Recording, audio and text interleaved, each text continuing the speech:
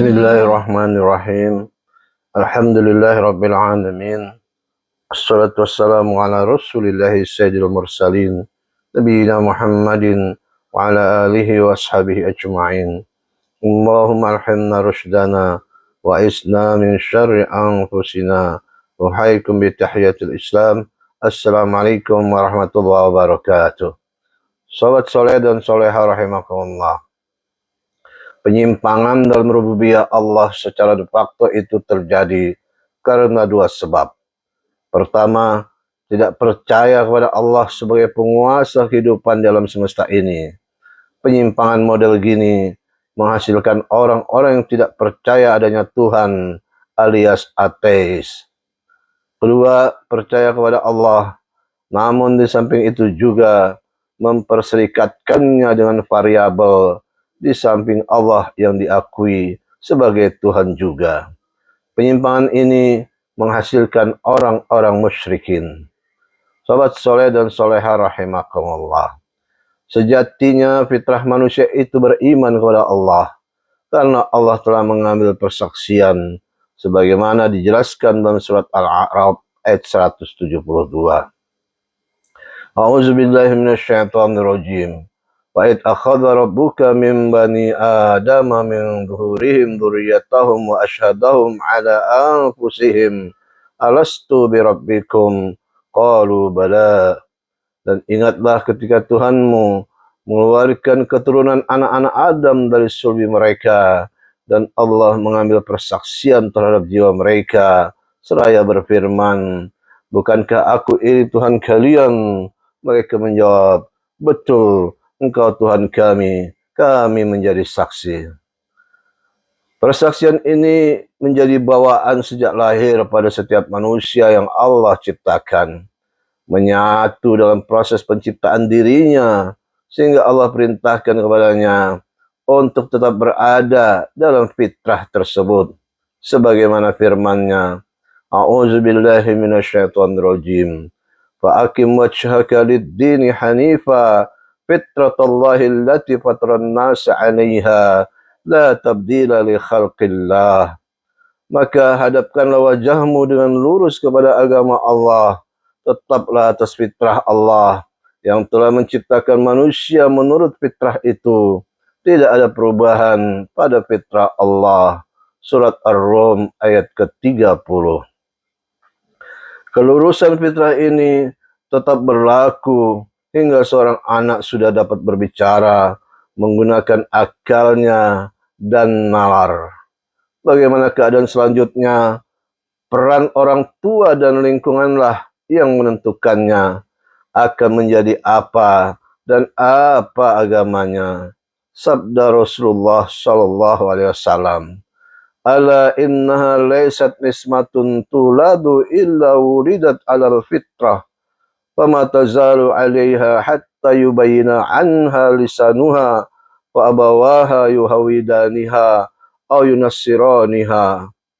Ingatlah, sesungguhnya tidak ada seorang anak pun yang dilahirkan melainkan ia dilahirkan dalam keadaan suci.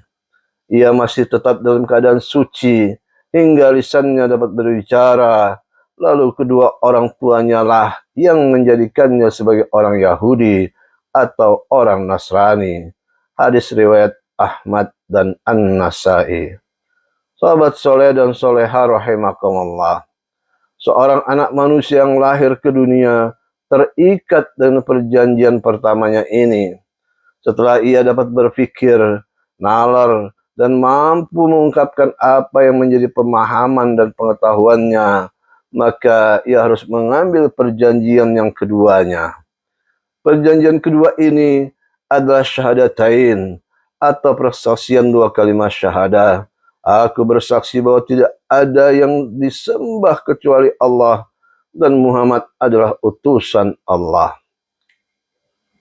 Ibnu Jarir meriwayatkan dari Ali ibnu Sahih, dari Damrah ibu Rabi'ah, dan Abu Mas'ud radhiyallahu anhu. Anak lelaki Dahak ibnu Muzahim meninggal dunia dalam usia 6 hari. Dahak berkata, "Hai Jabir,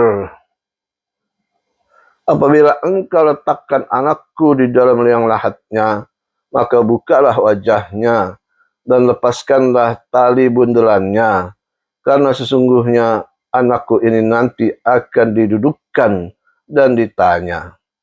Maka saya melakukan apa yang dipesankannya itu. Setelah saya selesai mengebumikannya, saya bertanya, semoga Allah merahmatimu. Mengapa anakmu ditanyai, dan siapa yang akan menanyai? Dahak menjawab, dia akan ditanyai mengenai perjanjian yang telah diikrarkannya semasa ia masih berada di dalam sulbi Adam. Saya bertanya, wahai Abu Qasim, apakah isi perjanjian yang telah diikrarkannya semasa ia masih berada di dalam sulbi Adam? Dahak menjawab bahwa telah menceritakan kepadanya Ibnu Abbas bahwa sungguhnya Allah mengusap sulbi Adam lalu mengeluarkannya darinya semua manusia yang kelak akan diciptakannya sampai hari kiamat. Kemudian Allah mengambil janji dari mereka, yaitu hendaknya lah mereka menyembahnya dan tidak mempersekutukannya dengan sesuatu pun. Allah Subhanahu wa taala menyatakan pula bahwa dialah yang akan menjamin rezeki mereka. Setelah itu Allah mengembalikan mereka ke dalam sulbinya. Hari kiamat masih belum akan terjadi sebelum dilahirkan orang yang terakhir yang telah melakukan perjanjian pada hari itu. Maka barang siapa dari mereka yang menjumpai perjanjian yang lain yakni di dunia, lalu ia menunaikannya, niscaya perjanjian yang pertama bermanfaat baginya. Dan barang siapa yang menjumpai perjanjian yang lain, lalu ia tidak mengikrarkannya, maka perjanjiannya yang pertama tidak bermanfaat baginya. Dan barang siapa yang meninggal dunia ketika masih kanak-kanak sebelum menjumpai perjanjian yang lain, maka ia mati dalam keadaan berpegang kepada perjanjian yang pertama dan dalam keadaan fitrah suci dari dosa. Sahabat soleh dan soleha rahimakumullah. Dalam konteks ini, Allah menjelaskan bagaimana akibat dan resiko bagi mereka yang menolak perjanjian yang kedua di dunia ini. Firman-Nya, A'udzubillahi minasyaitonirrajim. Fa innahum yawma idzil fil adzabi mushtarikun. Inna kadzalika naf'alu bil mujrimin. Innahum kanu idza qila lahum la ilaha illallah yastakbirun wa yaquluna a inna latariku alihatina lisyairin majnun. Maka sungguhnya mereka pada hari itu bersama-sama merasakan azab. Sungguh demikianlah kami memperlakukan terhadap orang-orang yang berbuat dosa. Sungguh dahulu apabila dikatakan kepada mereka, La ilaha illallah, tidak ada Tuhan selain Allah, mereka menyombongkan diri. Dan mereka berkata, apakah kami harus meninggalkan sesembahan kami karena seorang penyair gila? Al-Quran Surat As-Saffat ayat 33 sampai 36. Sobat soleh dan soleha rahimakumullah. Setan telah merusak fitrah suci ini, sehingga banyak manusia yang tersesat. Mereka terjebak oleh keyakinan, kepercayaan, dan pemikiran yang tidak lagi sesuai dengan kehendak Allah. Padahal manusia telah berikrar bahwa mereka tidak akan menyembah kecuali Allah saja. Di dalam kitab Sahih Muslim disebutkan melalui Iyad Ibnu Himar bahwa Rasulullah SAW telah bersabda, Yaqulullahu ta'ala, inni khalaqtu ibadi hunafa'a faja'athum syayatin fajtalathum an dinihim wa hurrimat alaihim ma ahlaltu lahum. Allah Subhanahu wa taala berfirman, sesungguhnya aku menciptakan hamba-hambaku dalam keadaan hanif, yakni cenderung kepada agama yang hak. Kemudian datanglah syaitan. Lalu syaitan menyesatkan mereka dari agamanya dan mengharamkan kepada mereka apa-apa yang telah aku halalkan kepada mereka. Penyembahan berhala, membunuh anak-anak perempuan, memberikan hasil tanaman dan hewan sebagian untuk Allah dan sebagian lagi untuk berhala-berhala mereka adalah bagian dari tradisi yang salah yang merupakan rekayasa syaitan yang terjadi pada masa jahiliyah di Mekah awal-awal dakwah Islam dimulai. Dalam konteks ini Allah berfirman, A'udzu billahi minasyaitonir rajim.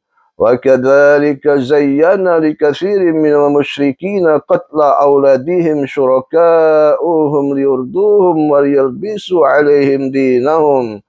Walau sya'allahu ma fa'aluh fadharhum wa ma yaftarun. Dan demikianlah berhala-berhala mereka atau syaitan menjadikan tampak indah bagi banyak orang-orang musyrik membunuh anak-anak mereka untuk membinasakan mereka dan mengacaukan agama mereka sendiri. Dan kalau Allah menghendaki, niscaya mereka tidak akan mengerjakannya. Biarkanlah mereka bersama apa kebohongan yang mereka ada-adakan. Al-Quran Surat Al-An'am ayat 137. Sobat soleh dan soleha rahimakumullah. Peran iblis dan syaitan yang sukses ini berhasil membuat penyimpangan dalam keyakinan umat manusia. Kepercayaan terhadap dualisme, trikisme, dan pluralisme dalam bertuhan banyak diyakini oleh sebagian besar manusia hingga saat ini. Imam Ahmad, Imam Tirmidzi, dan Imam Ibnu Jarir telah meriwayatkan melalui berbagai jalur dari Adi Ibnu Hatim radhiyallahu anhu yang menceritakan bahwa ia menemui Rasulullah SAW sedangkan pada lehernya tergantung salib yang terbuat dari perak. Rasulullah SAW pun lalu membacakan firman Allah Subhanahu wa taala, A'udzu billahi minasyaitonir rajim. Ittakhadhu ahbarahum wa ruhbanahum arbabam min dunillah. Mereka menjadikan orang-orang alim dan rahib-rahib mereka sebagai Tuhan-Tuhan selain Allah. Surat At-Taubah ayat ke-31. Lalu Adi menjawab, sesungguhnya mereka tidak menyembahnya. Rasulullah SAW bersabda, tidak. Sesungguhnya mereka menghalalkan hal yang halal bagi para pengikutnya dan menghalalkan hal yang haram bagi mereka. Lalu mereka mengikutinya.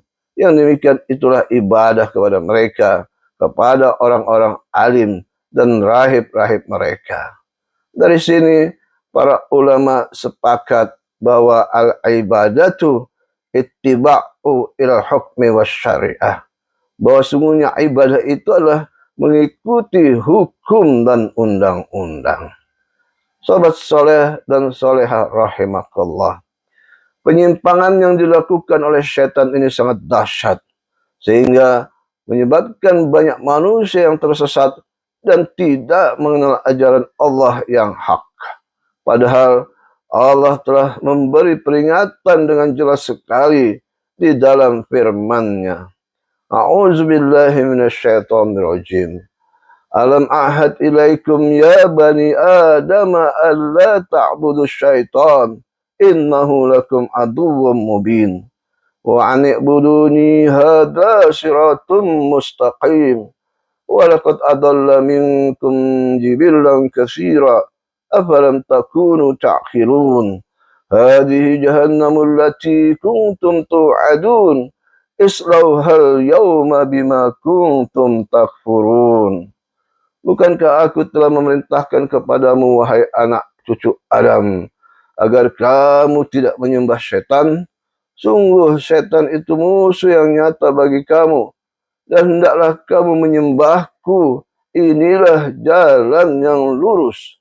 Dan sungguh ia setan itu telah menyesatkan sebagian besar di antara kamu. Maka apakah kamu tidak mengerti? Inilah neraka jahanam yang dahulu telah diperingatkan kepadamu. masuklah ke dalamnya pada hari ini, karena kamu dahulu mengingkarinya. Surat Yasin ayat 60 sampai dengan 64. Sahabat soleh dan soleha rahimakumullah, kiranya sekian dahulu kaji kita kali ini. Insya Allah kita lanjutkan pada kesempatan yang akan datang. Terima kasih atas perhatian. Lebih kurangnya mohon maaf. Semoga bermanfaat. Kita tutup dengan doa. Subhanakallahumma wa bihamdika asyhadu an la ilaha illa anta astaghfiruka wa atubu ilaik. Assalamualaikum warahmatullahi wabarakatuh.